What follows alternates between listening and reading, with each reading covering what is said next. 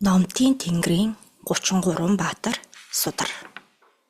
Өртөөлөн болгосон улааж. Чуулуун илд тэн чөөхөн номд хатан. Оролцсон хүлэгт жонон сүр эс баатар, хүн хэг баатар, мэдлэг төгсд мэргэн мэргүн. Ард мэргэн баатар, доргой баатар, арга билгийн хатан. Бусман хатан, гэрэлт саран хатан, галт хөхтөн хатан, гоо ван хин хатан, аргач хатан, гоо төгс, гоо гэрэл хатан. Төмөнд цэцэн мянгат хатан, бус тан гүнж, цагаан гэрэлт лусч хатан, аянгад цагаанд хатан, аргад холбооч их. Эв бихи, сонор мэргэн сонжуухай хатан, дэлгэрэх төгс буянд хатан. Баатрийн дүрийг буулгасан Монгол улсын соёлын гавьяач зүтгэлтэн зураач, зохиолч, түүхч, онход овогт тангадын мандар. Баатрийн дүрийг хянсан улаач гигийн зун, тамгыг буулгаж дүрсэлсэн сүрис баатар, хүн хэг баатар, тэн чүүхэн хянсан хүлэгт жонон, бусман хатан, номд хатан, арга билгийн хатан, гэрэлт саран хатан.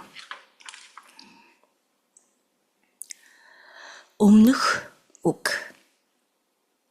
Эрт үеэс дорн дахны ард түмэн далд ертөнц тэнд амьдрах хий биетэй сүнсүүдийн тухай үлгэр домог зохиож судар бүтээр болгон бичиж үрстэй өвлүүлж иржээ. Өдгөө 21-р зуунд амьдарч далд ертөнц оршин байдгийг хүлээн зөвшөөрөгчдийн дотор үгүйсгэгчд ч бас байсаар л байна.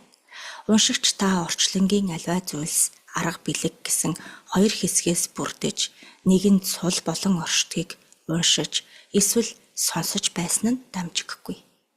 Билэг буюу далдын ертөнцийн сүнслэг оршихуйн арга буюу бидэнд харагдаж буй материаллык оршихуй, хүмүүсийн амьдрал ахуй, үйл хөдлөл, оюун ухааны бүтээл төрөлд хүртэл маш хүчтэй нөлөөлдөг гэдэгтээ зүм бэлэгтэй, мэдрэмжтэй, далд ертөнцтэй харьцах чадвартай хүмүүс санал нийлэх байх.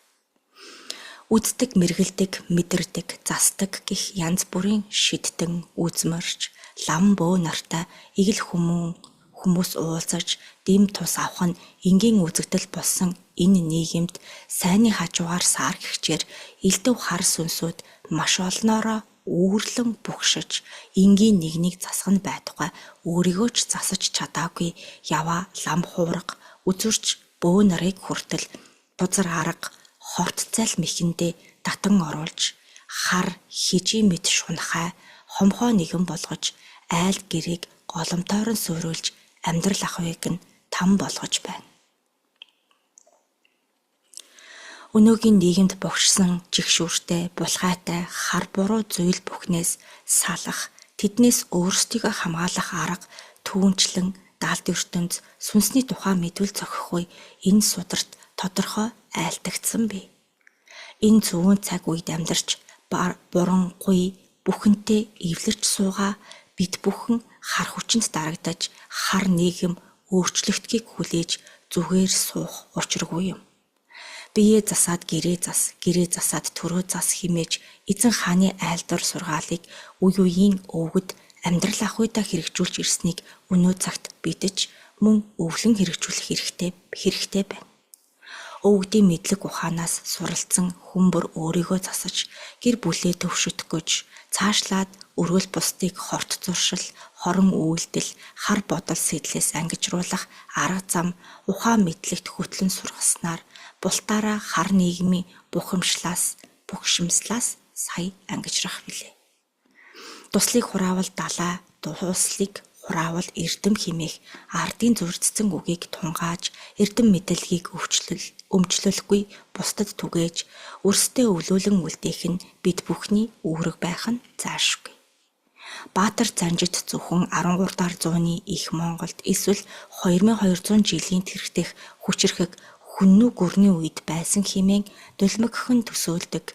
Гэтэл төрш тулсууд үгсгээс өмнө хүрэл зэвсэг, чулуун зэвсгийн үүдэж бидний өвгөд, өндөр өвгөд чулуу, яс, модоор зэвсэг хийж, малын шир, амьтны айрсаар хуйг бүтээн эдэлж явахдаа байгалийн хүчний нууцад нэвтэрч оюун бэлгийн чадлаараа шидийн ухаанд суралцсан хүчээ хурааж халдаад ирэх дайсныг ухааны бяр зэвсгийн ураараа даран домходгож, дархан цолоо мандуулж ард олноо хамгаалж явсан түүхтэй аж. Ард олон ах үйд төр амин дэлхийнхээ төлөө үе үедээ үүлээд үргэж явсан Номтын тэнгэрийн 33 дайчин өвгдийн баатарлаг үйлс багтам түүхийг өндөр өвгдийн амнаас сонсох заяатадаа бид бахархаж, талархаж явах учигтай билээ. Хөрс талтан дэлхийд үлдээд мордохдоо хүмүүн олондоо цуу алдартай хөх тэнгэртэй гавьяад үйлстэй явсан ариун түүх, ариун эрдэм мэдлэг нь судар болон бууж байна.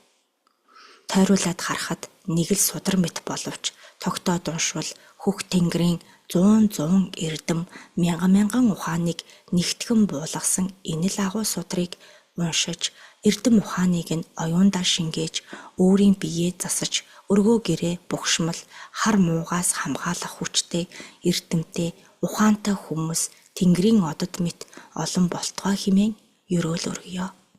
Бидэнд өмсөх хувцс идэх хоол элбэг олдох авч чин үнэн түүх зэгцтэй ухаан хайрлах эрдэм ховорцсон мэт эрдмээр өсөж үнэнээр үлдсэн бидний гар дээр хөх тэнгэрийн ухаад судар болон бууж буйн юутай зөөрлөмгүй ил хувь тохиол билээ.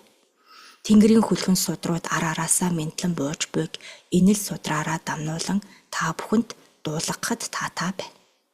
Хөх тэнгэр ивэрлээ хайрлаж хөх нуруутнууд босоо оршиг үлгэр мэт хайхамшигтэй үнэн түүхээр аялаарай. Хан тэнгэрийн улаач чулуун илт.